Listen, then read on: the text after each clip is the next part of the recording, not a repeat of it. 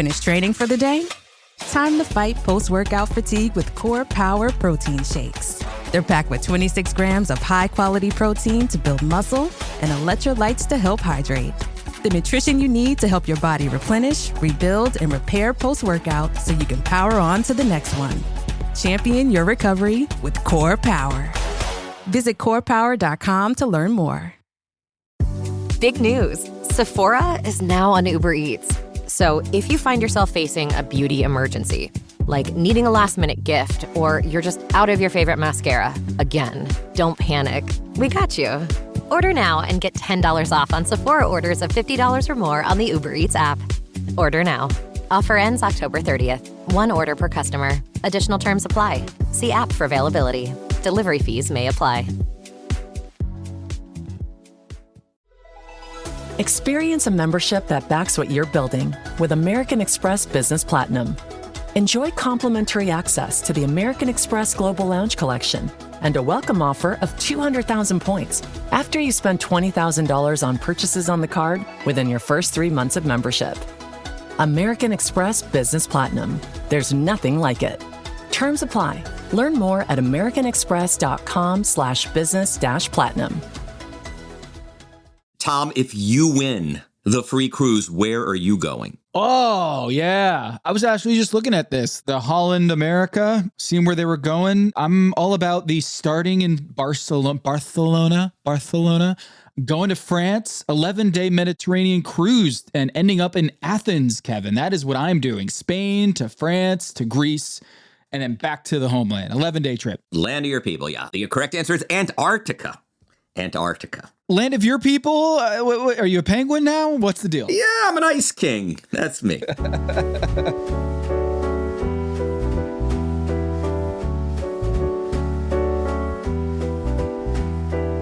This is Pack Your Knives. I'm Kevin Ornaments. And I'm Tom Haberstroh. Tom, we're at the Final Four on a ship.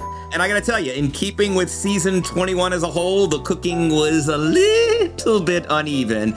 Tom, only 2 of the 8 dishes in the elimination challenge were successful. Kind of felt like Game 7 of the 2010 NBA Finals. Remember the Celtics-Lakers, like 83-79? Nobody played well. We won't remember any signature performances, but someone had to win and someone had to lose. You know, Kevin, you gave me some writing advice a long time ago. You might not remember this, but you said, if you don't have fun writing it, they're not going to have fun reading it. And that's how I felt with this challenge, was they didn't look like they liked cooking this blackened fish or the poached fish or all that. I don't think they liked the blue Curacao drink, which I didn't even think was like a real thing. I thought it was just kind of like a gimmick, you know? And I had to learn what a blue Curacao drink was before I came onto the podcast, because I just thought it was just like a Shirley Temple. I didn't think it was a real thing. This was not their best performance. I don't think it was the best episode of the season. The cooking wasn't great, but we had some good cameos, and it was good to see Chef Morimoto. That was really a nice touch. But mostly, Kevin, I'm just upset about the trade I made last week. Very poor timing on my part, because now, Kevin, the fantasy standings are as follows. Whoever wins, wins. It is do or die. The last episode will dictate who is the winner of this year's Pack Your Knives fantasy season. I gave you Danny in exchange for Savannah last week, and Savannah was in the bottom, almost sent home, and Danny won the frickin' elimination challenge. What an idiot I am. Yeah, I mean, listen, I'm not gloating, because I don't think anything's a sure thing right now, and they've almost set up Savannah beautifully for don't call it a comeback, I mean, if anything, I think the narrative arc of the season very much favors Savannah if you're kind of, reading the tea leaves and looking at the edits. Some of our big fans, they love to kind of prognosticate based on the way the edit is assembled. And I got to tell you, they got a case going for Savannah, for the very reason that she didn't cook well this week, that she didn't show out when they put her on the boat. And she kind of did 2 very ordinary Japanese dishes with not a lot of flair. But Tom, I'm thinking about this in the context of the season. We had a subscriber who I'm tight with, who, I was talking with her today about the show, and we hadn't really spoken in several weeks. And, she loves the show and, loves Kristen and loves, as great devotion to it, but also had stated that, like, there's something a little bit off. I can't put my finger on this season. What is it? But I think we kind of came to the conclusion that the show is most fun when the chefs are just cooking stuff and just wowing us. I think it's just like our basketball, baseball, anything else. At the end of the day, you have most fun following and watching when you're seeing people perform at their peak. And there just isn't a lot of peak performance. And this was like, and by the way, this wasn't, put a blindfold on and on one foot, only take the ingredients you can find at the ZBT house at Clemson, and then make a 6-course meal with only liquid nitrogen. Like, this isn't, hey, take 2.5 hours and make fish for 8 people. Like, this is, if anything, this was the sort of open-ended challenge elimination wise that gives you a really wide berth to do whatever you want. And so that's what's so confounding. I understand when it's 95 degrees in Madison, Wisconsin, and you're making cheese for 100 people. What I don't understand is, a pretty well-equipped kitchen that's well-appointed with all the technology, and you can't get the cook on the fish right. And I even think the quick fire was a little bit of a letdown. Like, do we really need to see lionfish being cooked? It's a predatory, invasive species. I've never ordered lionfish in my life. I've never seen it on a menu. And then they throw it in with Gouda.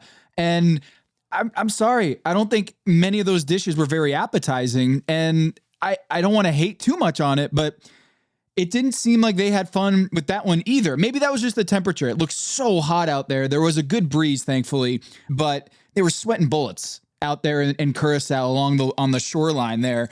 It just, I don't know. I get that they had probably a deal with Holland America, and they wanted to do this really cool trip to Curacao. I just didn't get this sense that it was significant for the chefs. The coolest moment was when Morimoto came out, Chef Morimoto, and that was a wonderful surprise to everyone that they didn't even realize it was him. But other than that, it was kind of a letdown of an episode. We're at the finale and they couldn't cook very well. And Tom, just really lambasted them. And so did Kristen, was kind of disappointed and got emotional at the end. But ultimately, Kevin, I'm looking for a really big bounce back, not just from Savannah, but this episode. I'm really looking for a good finale here, because I think this one was kind of a letdown with, like you said, it wasn't like the hardest cook. They just had to cook 2 dishes of fish. Yeah. And actually, the structure of the elimination challenge was kind of promising. I mean, you had a little jockeying over ingredients. You want to see a little bit of that. It was important to Dan, that he get the group or the snapper. You kind of reignite that conflict with Laura that often happens, which is a fight over resources. She kind of wants what she wants. He wants what he wants. How are they going to negotiate that? Yeah. So I'm hopeful. It's just, there's something, I think there has been, I don't want to say consensus, because we're not doing any scientific polling here, but I to the extent that this season has just, there's something a little off about the actual competition. This sort of fed into it. I mean, you had literally the best 4 chefs in the competition by definition, right? These are the chefs that survived to the final 4. This is the top quartile of the field.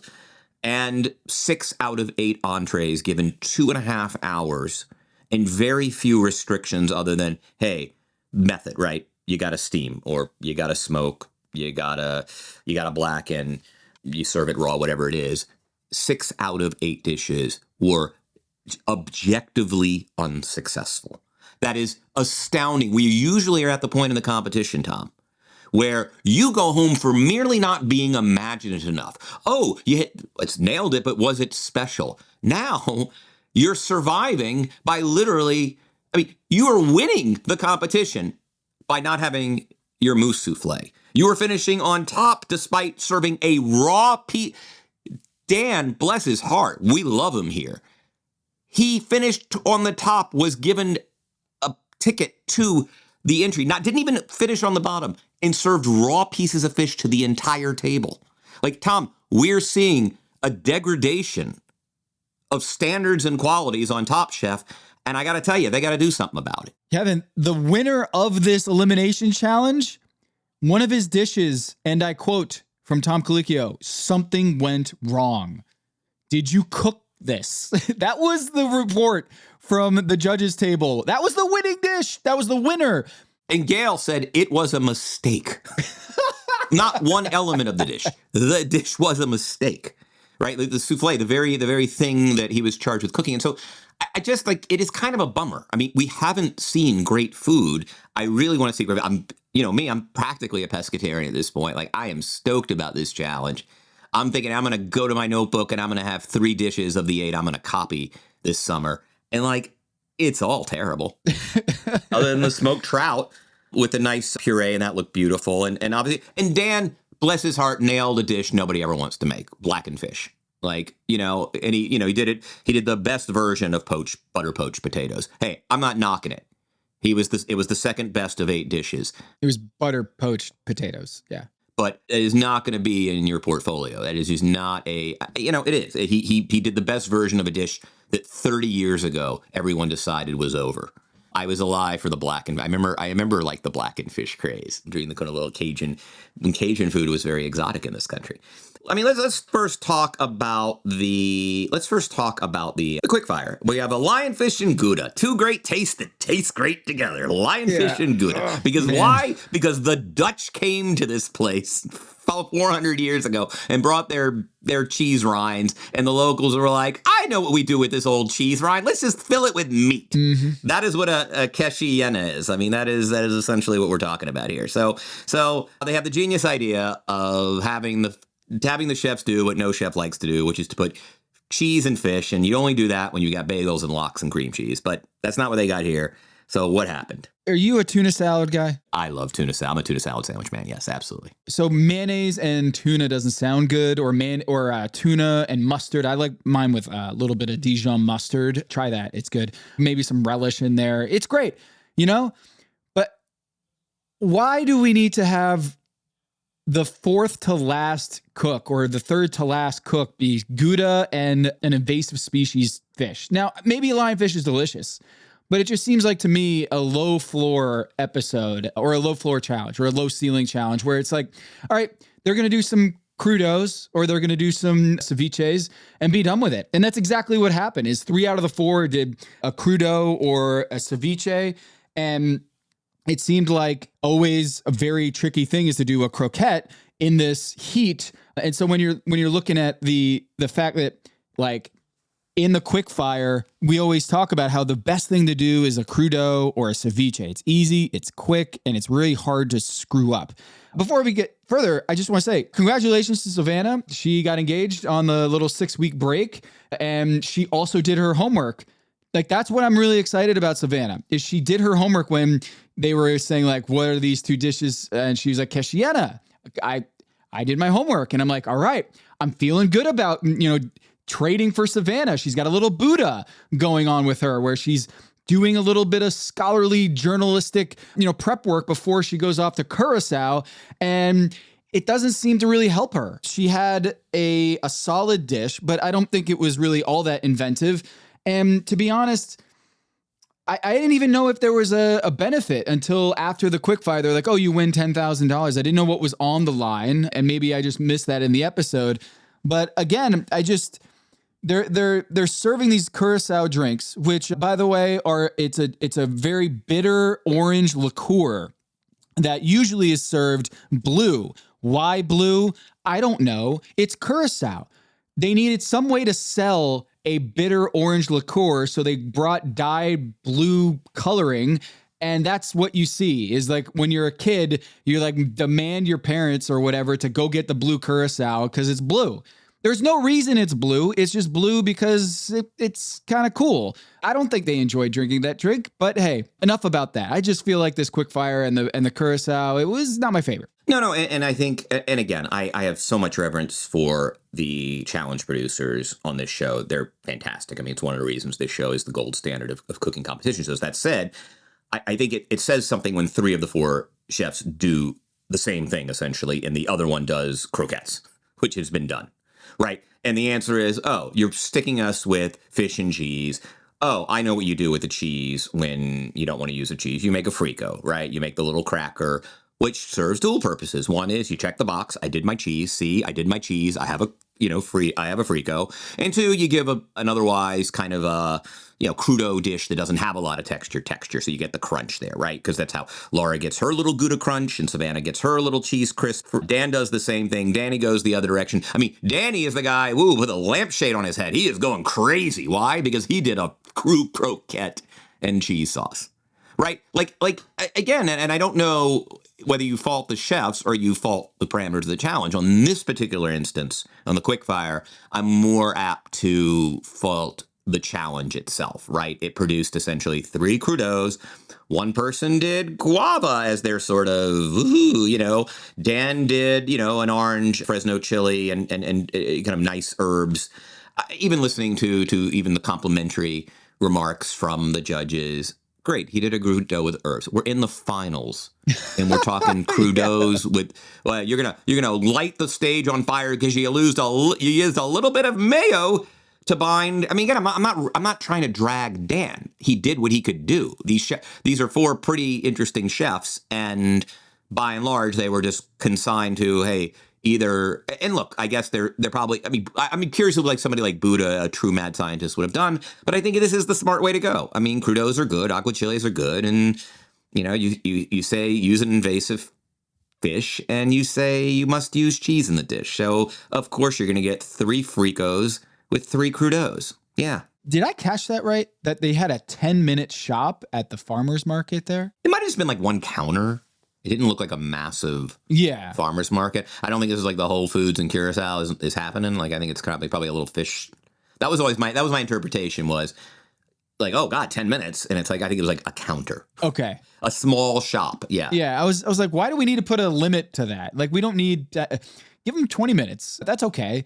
I didn't want them to be restricted on the kind of Caribbean fruit that you could get, because that could be kind of fun. So Dan wins with his aguachile, the lionfish croutar with the frico. Great. 9 times out of 10, is that the winning dish in a quickfire in the finale? No, but it did just fine. And Savannah, just fine is pretty much her day. Like her entire episode was just fine. And she didn't go crazy on this one. And Laura, when was the last time you saw like 3 ingredients on a quickfire? It was guava sauce, like this little Gouda crunch on top, and then just the crudo. And I was like, okay, all of them just seem kind of safe. And maybe that's the point is, we're here in the finale. The 4 chefs are pretty good in terms of Top Chef standards. But I was ready for the elimination challenge pretty quickly. Yeah, likewise. They have a fun day. They get to go hang out with stingrays. Fuck stingrays. Fuck them. No stingrays? No stingrays? Fuck them. I've been stung by a stingray. A stingray or jellyfish? Stingray. I caught a stingray in Oak Island, North Carolina, and tried to take out the hook out of its mouth, and it tagged me. There's a little barb about an inch. Why are you hooking it? I'm fishing, and they like the same bait that I want to catch a speckled trout. Yeah, well, he's pissed off. I mean, maybe that's why he stung you. Yeah, and I was trying to throw him back into the water, and I didn't. They usually advise you, Kevin, when you catch a stingray, because stingrays are so strong. You think you got this massive fish, so you're reeling it up, and then it floats to the top, and you're like, oh, I got a stingray. And usually they're like, just cut the line. You don't want to have anything to do with that. They're mad. They'll slap you with their tail, and then underneath the tail, it's not really the tail that gets you. It's the little barb. It's like a needle underneath at the base of the tail, and it stabbed me in my foot, and it felt like my leg was on fire. I had to go to the hospital and the whole thing, and I was on crutches. Oy. It was not fun. So when I saw that they were subjecting them, Kevin, you think it's subjecting them to the cruise. I think subjecting them to an ocean full of stingrays is madness. And secondly, man, I would be so self-conscious. They're like, hey, we're going to send you to Curacao, and you have to go dress down into your bathing suit on national TV and go swim with stingrays. That doesn't sound like my idea of fun, Kevin. And I'm with Danny. Like, get me out of that water. I want nothing to do with stingrays in the wild. So it looked like a pleasant place, their own private little enclave there. I was out.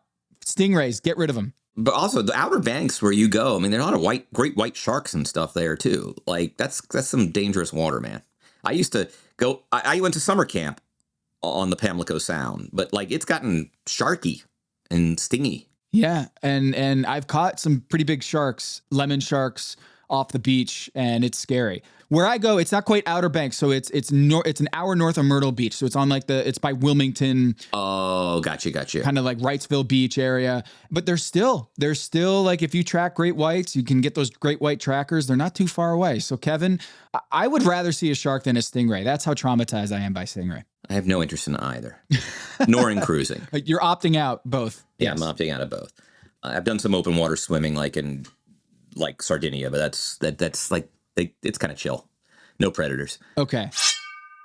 Listener, listen up. This is important. Okay. I'm going to try to save you some money here. If you're still overpaying for wireless, it's time to say yes to saying no. At Mint Mobile, their favorite word is no. You may think like, oh, that's bad. No contracts, no monthly bills, no overages, no hidden fees, no BS.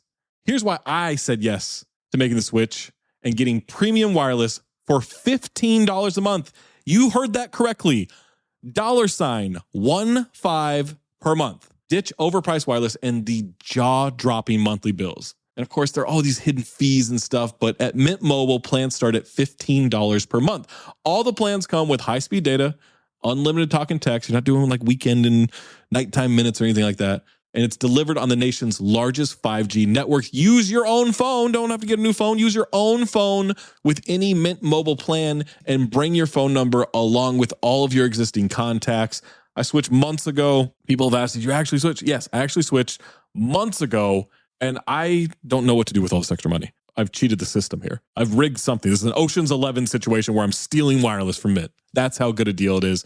Ready to say yes to saying no? Make the switch at mintmobile.com/dings. That's DINGS. That's mintmobile.com/dings. Upfront payment of $45 required, equivalent to $15 per month. Limited time new customer offer for first 3 months only. Speeds may slow above 35 gigabytes on unlimited plan. Taxes and fees extra. See Mint Mobile for details. Hello, listener. It's Producer Maze here to talk to you about Quince and their cookware. Cooler nights mean cozy meals at home, and Quince's cookware has made fall cooking so much more enjoyable. Their pieces deliver the quality and performance of luxury brands, but at a price that makes sense. And they look gorgeous on the stovetop, too. No matter what item you need to complete your kitchen, Quince has you covered. With 5-ply stainless steel pots and pans, nonstick skillets, chef-quality knives, and even ceramic bakeware, which is perfect for cozy casseroles or Sunday roasts. And when you look at these prices, you might think, how is Quince doing this? How do they deliver high-quality items similar to high-end brands that are half the price? Well, let me tell you, they partner directly with ethical top-tier factories to cut out the middlemen and pass the savings on to you. And it's not just cookware. I got myself some bath sheets. That's right. When you're a tall man, you have to use bath sheets, not bath towels from Quince. It's like drying off with the cloud. It's incredible. Upgrade your kitchen for cozy fall meals with premium cookware from Quince. Go to quince.com/dings for free shipping on your order and 365-day returns. That's QUINCE.com/dings, DINGS, to get free shipping and 365-day returns. Quince.com/dings. Hello, listener. It's Producer Maze here to talk to you about Kindred. Now, close your eyes like Owen Wilson during a job interview and imagine a way to travel that feels personal, comfortable, and connected without the price tags and the sterile feelings of hotels or short-term rentals. Now open your eyes and stop using your imagination because Kindred has made it very real. That's exactly what they do. Kindred is a members-only home swapping network. It's not a hotel. It's not a short-term rental. It's a smarter way to travel where each stay feels like home. Here's how it works. With Kindred, your home is your ticket. You earn credits by hosting fellow Kindred members, and then you use those credits to stay in over 220,000 homes in more than 100 cities worldwide. There are no hotel costs or rental fees, just the credits that you've earned. Every stay comes with white glove service, 24/7 trip support, and $100,000 in host protection. Make it easier for you to travel and enjoy yourself and not worry about details. I've used Kindred and I found an amazing home for a weekend getaway. in an idyllic location with amazing views and great ambiance. It had everything I needed. And the best part was, it cost me $0. So apply now at livekindred.com and use code DINGS to join for free. Plus, you'll earn 5 nights of travel credit just for signing up. That's right, that's 5 whole nights for free at livekindred, KINDRED.com, code DINGS, DINGS, livekindred.com, code DINGS.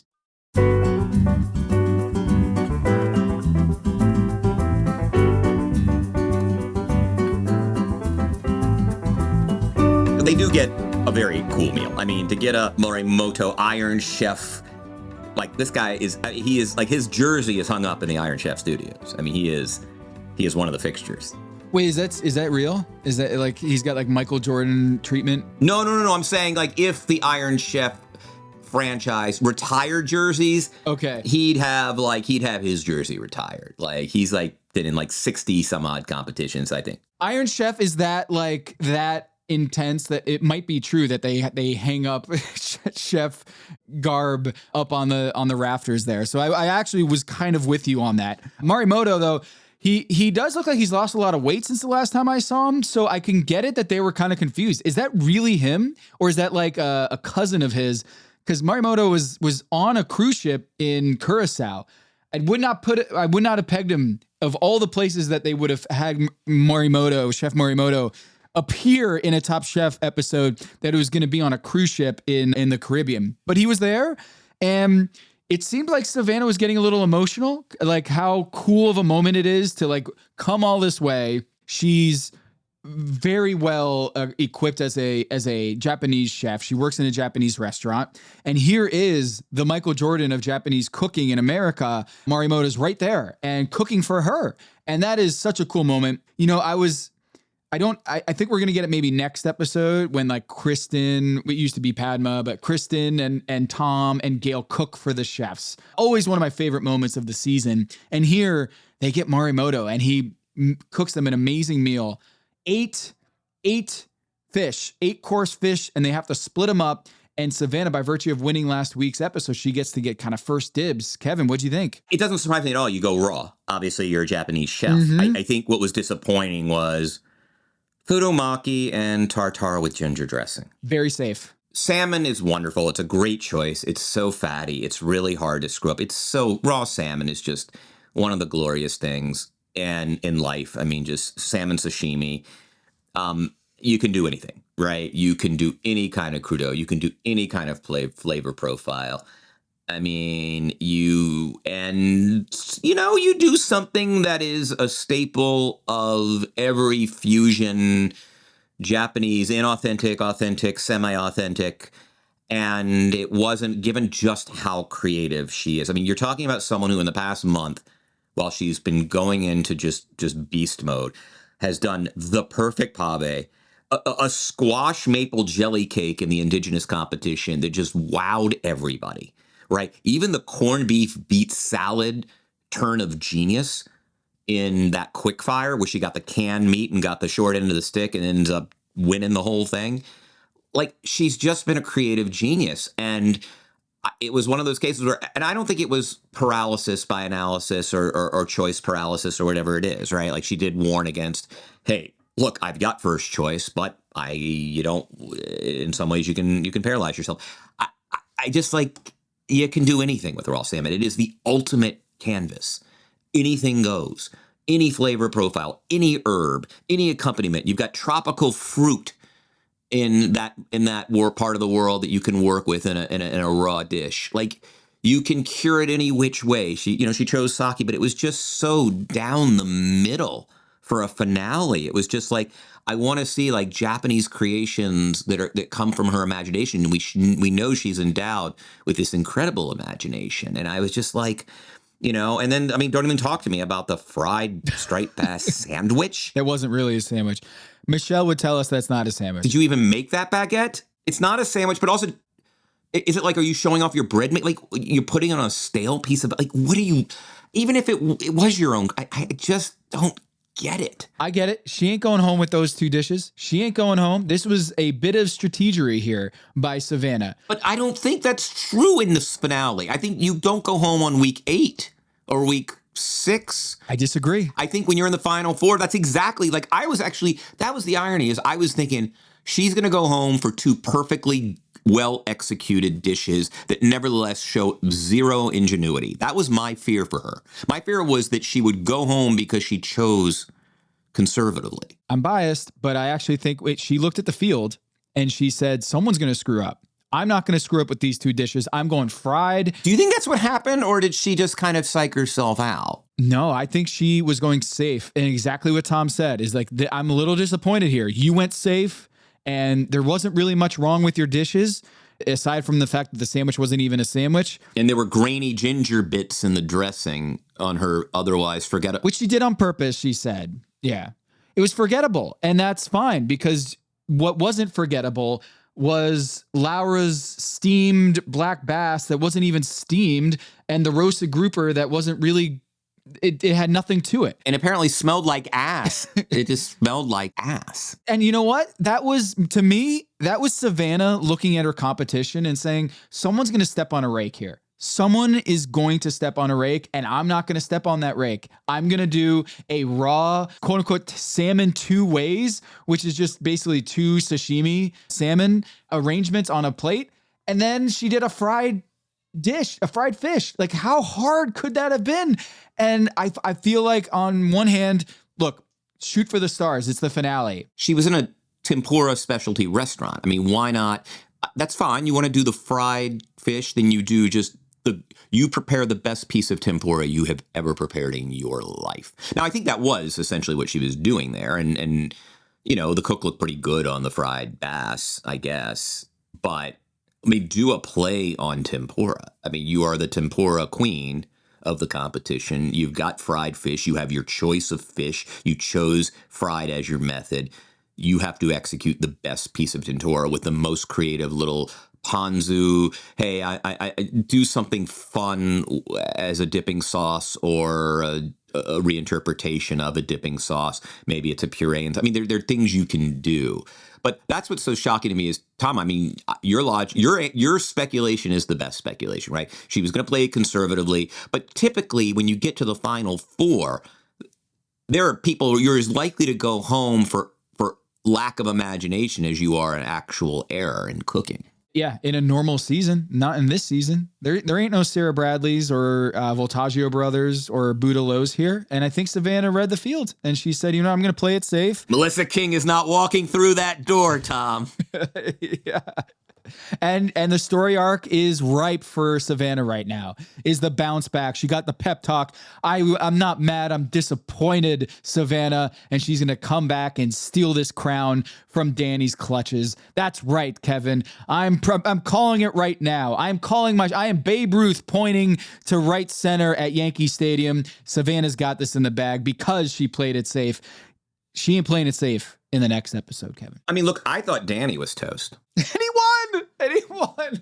Right, you can't hide with a moose that doesn't go right in a way that you can justify a boring raw salmon course, right? Where there was nothing fundamentally wrong with that dish other than the little ginger bits that Colicchio didn't like. But Danny, and I look, if we get Danny, or if we get the finalists, and we can ask them, I'm curious. You know, there was some speculation in my house, Tom, that maybe the kitchen wasn't well equipped. That they all had kind of fundamental problems with cooks, fish that was uniformly underdone, that perhaps the various apparati weren't working correctly in the kitchen. Danny's a pretty methodical, pretty kind of, he's a science guy. I mean, these are chemistry experiments, these mousses and seafood mousses. It does seem that something went wrong in the cook, and it wasn't a lack of time on his part. It wasn't like he was frantic, or that there might have been something in the hardware that might have done. I'm not making excuses. I'm trying to find explanations, because this is a guy who is right. And they didn't really kill him on it. They were like, oh, the mousse didn't work. I get it. It didn't rise or whatever. Right. You literally have a failure of a dish, and it was probably a top 4 dish by strictly because you had little green spheres. strictly because your Fiend's herb sauce was delicious. Apparently, and that did. That's a nice thing to do, man. That Fiend's herbs, those like tarragon and chivre and all those herbs that they do in like the French bundle of herbs. I really like Danny's cooking. Is it just balls, but it's just they needed better marketing, so they went with spheres? Like I got green balls on the plate. You got green balls watching this episode? Yeah, you can't roll out a dish and be like, and I made some green balls. You can't say that. So I made some green spheres, and now it's fancy. Very cool, like Scotch bonnet and green garlic. I mean, that's some nice stuff. But I'm curious. I mean, that was one item of speculation in this household, was that actually the kitchen infrastructure failed these chefs, and that's why the cooks weren't good. I don't know that that's true. It would make a lot of sense, though. It would explain. I would hope that would be the case. Yeah, you would hope that, exactly. Mm-hmm. So many unders and uneven cooks, and so that would make a lot of sense. Smoked trout with pumpkin and plantain puree with, of course, he's going to do a foam, which Dan his wife calls it spit. It looked really surprising. I didn't know that you could do lemon and hazelnut and foam and pumpkin and smoked trout, and it all makes sense. But Kevin, that was a pretty cool dish. That was one of the redeeming dishes of this episode, was just the surprise factor. They loved the lemon and hazelnut. It was nearly perfect, as someone described it. And I got to say, it was one of the few things in this episode that I was like, whoa, that actually was wild. That was really inventive, and kudos to Danny for pulling that off. It is so good that you could have a clunker and still win in a finale, which is, has that ever happened, Kevin? I can't imagine a clunker ended up winning in a finale. No, I mean, he won for his smoked trout, obviously, but he's a seafood mousse guy. And if we remember, his scallop chow farci was a seafood mousse, and thought maybe he'd bring that one back or reinterpret it. And he essentially did here. I mean, the seafood mousse with just those nice Fiend's herb sauce is just looking great. Dan does. I thought dorade, or however you pronounce it, I thought that's sea bream. And maybe it's a different fish. I'm completely getting my fish wrong, but this was his clunker. Everyone had a clunker. The first 4 dishes were all clunkers. Can you imagine being at that table, that judge's table? He poaches it. It's a well-conceived dish, Tom, right? Like, I'm going to poach it in a coconut kind of fish stock broth. That's exactly what you expect from Dan. He loves Southeast Asian flavors. He's going to do a yucca fritter. He's going to grill some pumpkin, this jerk chili garlic crisp for a little heat and a little crunch. Ed Lee really liked the dish, despite it being undercooked. Tom said his was completely raw. What was the joke, Tom? He hasn't cooked dorade since 2005, and he still hasn't. Right, because his was uncooked. Mm-hmm. And that was such a zing. That was great, Tom. Like, props to you on that one. Of all the dad jokes, the terrible dad jokes we've had over the years, that was not a dad joke. That redeemed all of it. That was a great line. That was like a great old grumpy sports columnist line in a game column. That's what that was. Yes. That was like a great line in a game column. That is just a grumpy or a great bad like a theater review, a pan. That would have been a great line. So-and-so hasn't produced, Eugene O'Neill since 1961, and he still hasn't. And this revival that is just terrible, right? Knowing Tom, he probably did steal it from an old timer, from the New York Post back in like the 80s on the Yankees. I'm sure he did. I mean, it was a great line. It was not a great cook. He was surprised. Dan was surprised, wasn't he? Like, he thought he really nailed that dish, and it didn't work. It wasn't cooked. And again, like, I think your theory might be right on some level here, is that he was surprised that it wasn't cooked. And yeah, Ed actually really liked that one. I really liked Ed Lee on this episode, because he was kind of a contrarian. I think he kind of zigged when people zagged and zagged when other people zigged. I actually like that. I've said it before on this show. I think that sometimes the group judges table succumbs to groupthink, and we clearly got new kind of different interpretations from Ed Lee, and he liked that dish. Nobody else really did, and Tom certainly didn't. And if you don't cook your protein, you're usually going home. But you know what? It was probably, what was it? Yeah, he was in the top 2. Do you think it was a function of the fact that Ed Lee is a veteran of Top Chef. He was a chef tested in season 9. He's been on the other side of the table. Mm-hmm. A little bit more charitable because he's been there. Yeah, a little more charitable because, hey, he's been there. He suffered the indignities, and similar, not unlike Kristen, where he's just sort of he's trying to find the positive, and what essentially is at this point just a failure of a dinner. I mean, a blah salmon raw course and 3 clunkers. I mean, 3 dishes that one smells like ass, one doesn't souffle, and it's supposed to it's a mousse that doesn't mousse, and a raw piece of dry. I mean, it's God, imagine. And so here comes, what are we doing in our finale? We got a fried dish. We're doing a fried striped bass sandwich on a stale piece of baguette. Sounds delicious, Tom. Kevin, the banana leaf. She didn't wash it. She didn't wash the banana leaves, and Kristen said, I just couldn't get past the whole thing. The aroma just couldn't get past. What does it taste like? What does it feel? I'm getting a lot of dirt. That's never a good sign that you open a banana leaf and it, there's some earthy, mushrooms that kind of have a beetroot or something like that tastes like a little hint of dirt that you're okay with, but not when it's just like punching you in the nostrils with dirt. Yeah, I mean, I have banana leaves in my freezer, and we have a steam oven here, so I use them occasionally for steaming fish. In defense of Laura, I am able to go to the Thai market where they're already washed. So I get perfectly clean banana leaves. So I imagine Laura is accustomed to steaming in banana leaves that are also clean. You're not going to a market in the Caribbean where you might have to clean it. That's probably the issue. And I would not have known to clean it. Although, again, because I just get mine completely clean. There was other issues with that dish as well. The ricotta negro, which is almost a Yucatan mole, kind of overwhelmed the best. But Savannah, I'm still, we talked about the sandwich. She just demonstrated none of the creativity, and she knew it. I mean, that's the thing. But it made, for the 5th dish, the collective field is 0 for 5. They're 0 for 5 going into the 6th dish, which is Laura's roasted grouper that Tom Colicchio insists was baked, not roasted. And who wants baked grouper? I'm sorry. Who wants a baked grouper? And if that's the interpretation, if that's the response to your dish, that's not a good one. And the glaze, the guajillo pepper glaze, they didn't find too tasty or sophisticated. It just felt very... Well, Ed Lee, in keeping with what you said earlier, really liked the sauce, right? It was a guajillo XO emulsion. But to your point, it did kind of sit underneath and never really kind of envelop the dish, I think, the way she wanted. And even Laura recognized that it kind of just sat there at the bottom, right? It wasn't ever up. If you think about Danny's, foam kind of enveloping, but the pineapple broth Ed Lee liked, and the emulsion he generally liked. It's funny. I don't know whether to quibble with Tom or not. Baking versus roasting is, what are we talking about? 75 degrees difference. That a roast is just a higher temperature usually associated.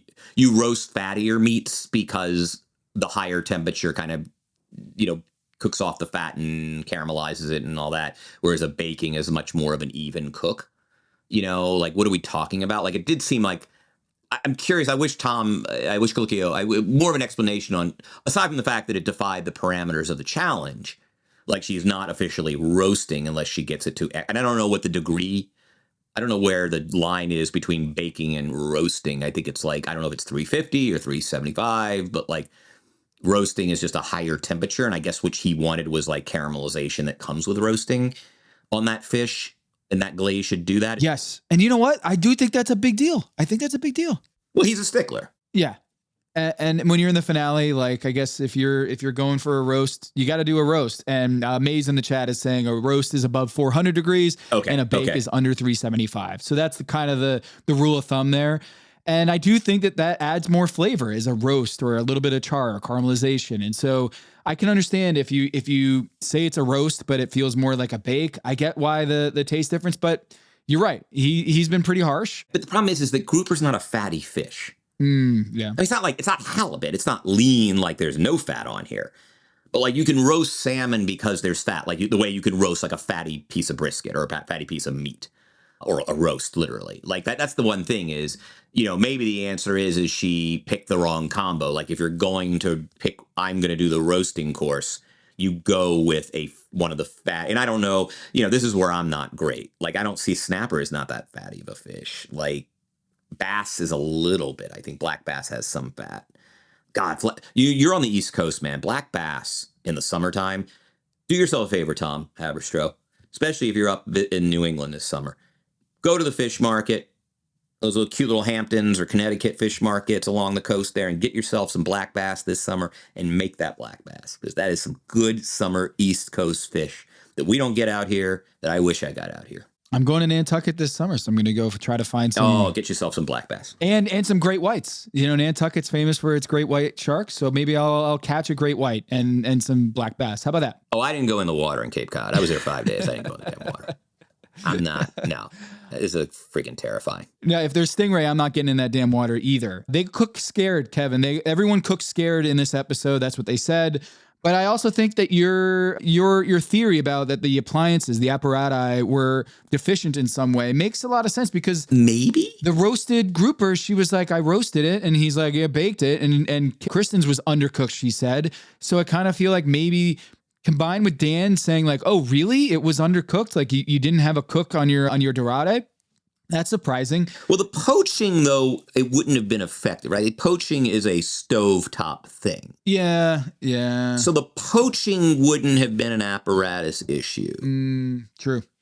The steamer definitely, the oven definitely, right? Like that would have been like so who's got a case? It would be basically the roasters, the moosers, the steamers. Theoretically, though, that wasn't the problem with Laura's. It was that she had her thing smelled like ass, and blackened. You could argue. How do you top your love for your cat? With a cascade of decadent savory gravy over a mouth-watering mousse pâté. Fancy Feast gems. 2 gourmet pâtés in one convenient pack. Simply peel and plate to reveal a pyramid shape that makes eating delightful, and pamper her with an experience as extraordinary as she is. Turn the everyday into the extraordinary with Fancy Feast gems. The family that vacations together stays together. At least, that was the plan. Except now, the dastardly desk clerk is saying he can't confirm your connecting rooms. Wait, what? That's right, ma'am. You have rooms 201 and 709. No, we cannot be 5 floors away from our kids. The doors have double locks. They'll be fine. When you want connecting rooms confirmed before you arrive, it matters where you stay. Welcome to Hilton. I see your connecting rooms are already confirmed. Hilton, for the stay.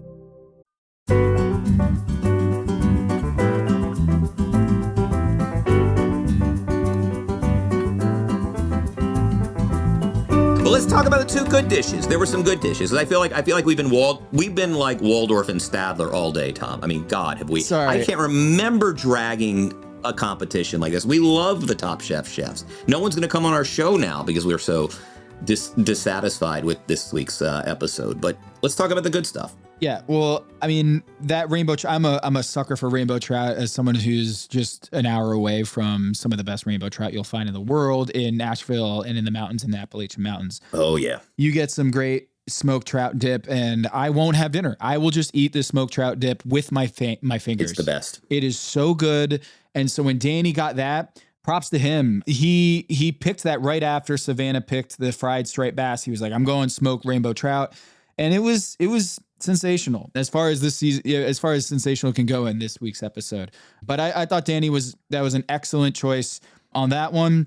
And look, Kevin, were these B+ dishes that it seemed like A dishes in this episode, or were they truly A dishes, the ones that were good? I get the sense that Danny dish was, and I'll tell you why. It wasn't just that it stood out among a lineup of forgettable dishes.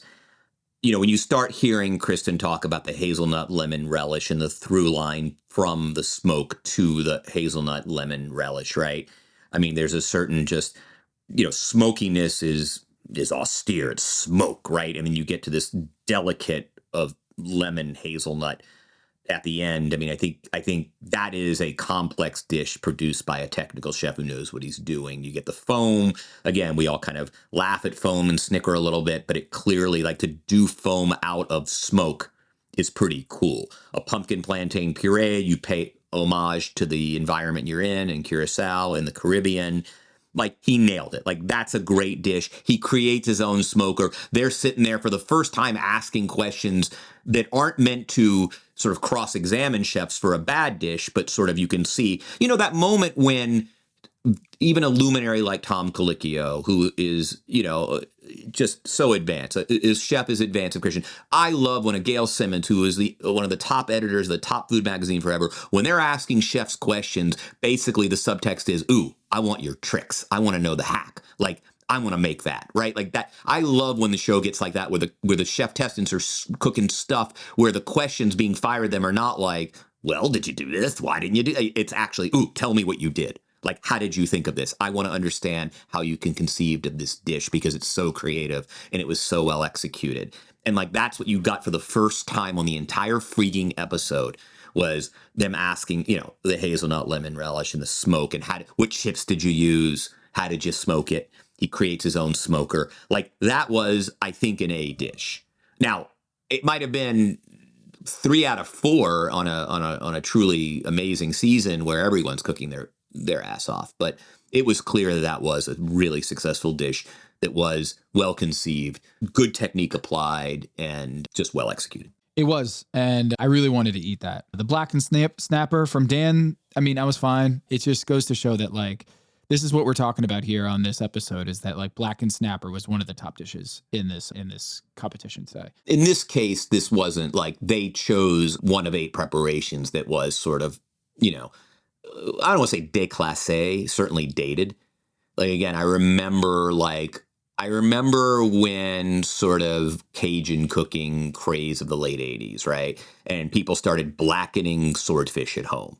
Like, it was a big thing in the 80s. Like, if you were if you were in a upper middle class, well off in-burb in a major city, it was all of a sudden, it was like, you know, blackened swordfish is what you want to do at home. It's like, it was like kind of the first sort of foray into cooking fads, and blackened fish had its moment. You go to every restaurant and it'd be like, you can one of 3 preparations. You can have it on the, you know, blackened, you can have it fried, or you can have it, pan-seared or whatever it was. And like, but it was really creative that he used like Chinese 5-spice, which is a great way to kind of get out of the Cajun trap, right? Mm-hmm. And they loved his butter poached potatoes. And yeah, great, butter poached potato. I loved his answer to Gail. Like, one of the things that's great about having somebody in their 40s on this competition was just like, she's like, you were a little skimp. And I love Gail. I mean, I'm with Gail. I want as many Mandarin sections on my plate as I can get, especially if you're throwing like it needs that acid to offset it. And he's like, you try segmenting, you know, Mandarin oranges under a competition, especially, you know, I mean, given what he's dealing with as a neurological condition and his motor skills. I mean, I can't imagine what it's like being Dan right now trying to section oranges. It requires a lot of dexterity, and I imagine he doesn't have a lot of that right now. One of my favorite moments of the season. Yeah. That exchange between Dan and Gail was phenomenal. And she's just like, yeah, point taken. Like, touche. I don't know. Is there a Yiddish word for that? Touche is not it. Point taken. What would be the response there if you were responding? No, because Jews concede nothing in an argument, so there is no touche. there isn't a touche in Yiddish. Good call. So look, there was no drama in this one. You knew, at least I did, that Laura was going home, and so when Danny wins, there's really nothing for any surprise. I thought Laura was going to go home. She goes home. She gets -5 on my team. She got +1 because she was in the top in the quick fire. Great. Savannah also gets a +1, but a 0 in the column for the elimination challenge. But ultimately, Kevin, these are the 3 chefs of the like final 6 or 7. These are the 3 I wanted to see in the finale. And so we're going to get that. And I want to see Rasika there, and we're not going to get her in this finale. The preview was we got to see the sous chefs that are going to come out from the woodworks and return to the competition to help out in the draft. Laura goes home, and she availed herself very well on the return and all that. if they're going to do a draft, I don't know if she's going to get picked, Kevin. There's Laura, Kalina, Michelle, Manny, Sue, and Amanda. And I'm sitting there being like, Rosica should be there, but I don't know who I'm bumping off that list. I think maybe I want to see Sue because I always wanted to see more Sue on there.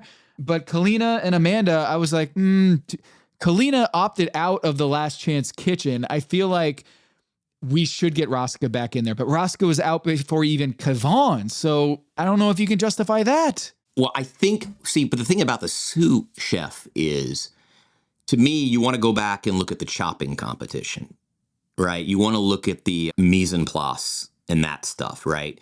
Because what you really want is someone who's just going to just be a worker, right? Hey, it's nice to have a sounding board. You want someone who I think gets your food.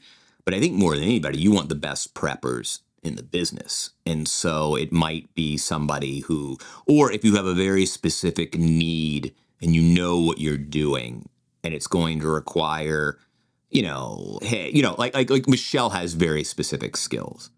Like, what if you do want to smoke in the finale, right? You could assign, that to Michelle. But I think by and large, who do you want as your sous?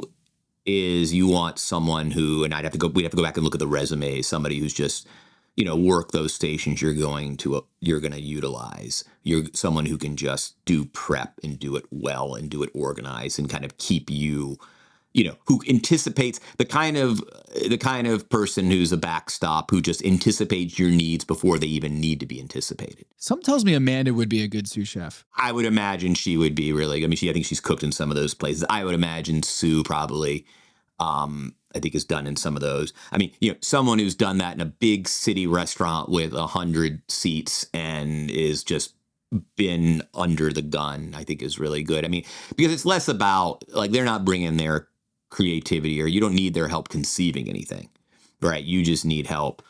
You need a pair of hands. And I think that's kind of what I always like to see who they take. And I think someone you want to spend the day with, right? I think someone whose energy, and God, as much as I'm a materialist on this stuff, like, there is something about, like, who do you want? Who just gives you good vibes? Who do you like being in the room with?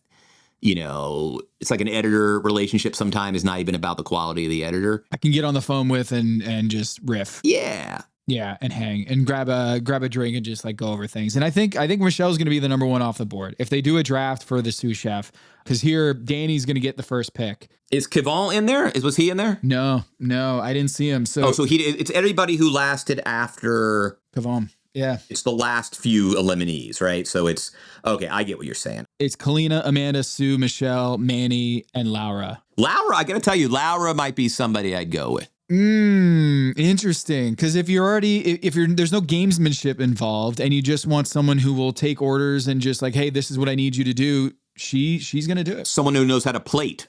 Mm-hmm. Plating is a thing. Like, her stuff looks good when it goes out. It might be poorly conceived at times, too many things. What the hell were you thinking? You baked it in roast, blah, blah, blah.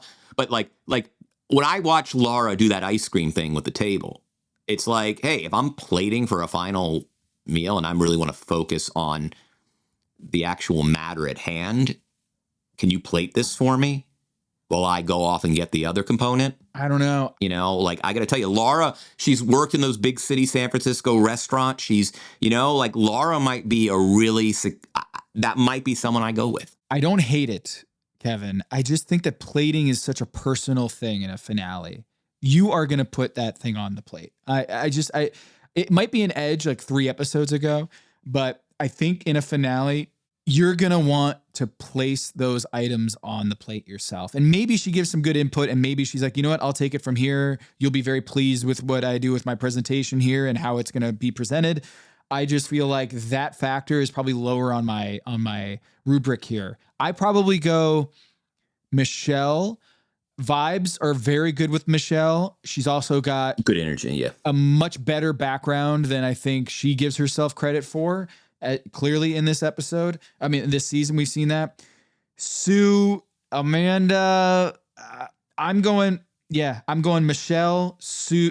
All right. I'll go Michelle, Amanda, Sue, Laura, Kalina, and Manny. That's my big board. Look, I wouldn't dismiss Manny. I mean, just because his food bores you doesn't come into effect here. Got a great palate. Yeah. Guy's got some brawn. A lot of this is manual labor. I mean, the guy can do stuff. I mean, he also has a great palate if you want people to taste. Okay. Is this too so? I don't know. I mean, don't dismiss, just because Manny's food bores you doesn't mean he's not going to be a very helpful influence in the kitchen. All right, so Laura is number 1 on your big board? I don't know. It's a tough one. I'd have to go back and look at the resumes. And also, I need to think about what I want to do. Yeah. Okay. I like Michelle as well for that reason, though there isn't a lot of do you want someone who just kind of trained where these are tasks, right? I don't know. And in that case, maybe you forego Michelle. But then again, I'd want Michelle on my team because she's just a good teammate. Kevin, I have a theory. I think based on Kristen Kish's You Are a Top Chef. Mm-hmm. I was going to ask you about this, Tom, because you're the mister. You love to Zapruder this stuff in advance. Can you tell if it was a woman or a man she's talking to? You got a theory here? It's Dan. That's my prediction. I think it's Dan. And it's based on her. She chuckles as she says it. She chuckles. She almost laughs. She giggles as she's saying. I can't see a giggle for Savannah or Danny. I see a giggle for Dan, who is not the class clown, but because he's self-deprecating. The self-deprecating of she's so giddy to see him. And I'm guessing his reaction is so crazy. I just think it's Dan. Just the delivery of it. I feel like Dan Jacobs is going to be the top chef this year. Because you feel so if it were Savannah, what would it sound like? If you're Kristen, what would it feel like? As a woman, I feel like she might be more emotional because she has been emotional. I'm feeling that giggle was the tell. It was a tell. She's not giggling for Danny. I don't think she's giggling for Savannah. I think it's a little bit more serious for both of those. Right. Dan just has that sensibility of just I don't know. He's been the joke. He's been a comedian this whole season, and I kind of feel like that's the reaction you would give if you were awarding him top chef. That's interesting because Danny, if he wins, it's going to be she clearly, one thing that's been clear about Kristen this season is she sees a lot. She is simpatico with Danny as a chef, right? There have been a number of times this season where she's when that thing came out, I said, oh, yeah, or I said, or that is what I need. She sees her cooking in Danny and vice versa, right? Danny, she has communicated in not so many words that Danny is her kind of spirit animal in terms of chefs. That is the chef that reminds her most of the things she likes most about her own cooking. So there would be a certain deference if she said, you are top chef, right? Yes. You joined the club, Jedi, you are, yay, right? Whereas, in Savannah, you say, hey, maybe it's more emotional. And for Dan, it's can you believe it? Wow! You're right. I like this theory. So, Tom, I like this theory, A, because if it holds true, then Team Kevin will once again retain the title. I like it because I'm just a huge Dan fan, and he's a great story, and he's had a great run. But yeah, I like this theory, Tom. Tom, you're very good at sort of looking, kind of reading the tea leaves of a little throwaway clip on the next week preview. It's tough. I'm sure they coach her. You can't give away your face, your tone, the way you say it. You can't give it away because we have to include it on the preview package. And sure enough, oh, Maze, that's a tough dig. He says, if only he could read the tea leaves before a trade. Look, I did it last year. I did it again. I am a sucker for a late season trade. I'm sorry. At the buzzer, I'm going for a crazy trade. But you know what? My prediction isn't that Danny wins. I think it would be a much more proud, a proud mother. If Danny win, it'd be you are top chef. She would be yes, you're my guy. Not with the Dan, I don't think so. I think, and not with Savannah. I feel like the delivery has Dan written all over it. And what a top chef that would be for someone battling a neurodegenerative disease like Kennedy's. To win top chef would be so fucking cool. But then again, Danny and Savannah are worthy. I'm rooting for Savannah, of course, because she's on Team Tom. But I'm making my prediction. Dan Jacobs is going to be top chef. For Tom Haberstroh, for producer Anthony Mays, this is Kevin Arnovitz, and this is Pack Your Knives.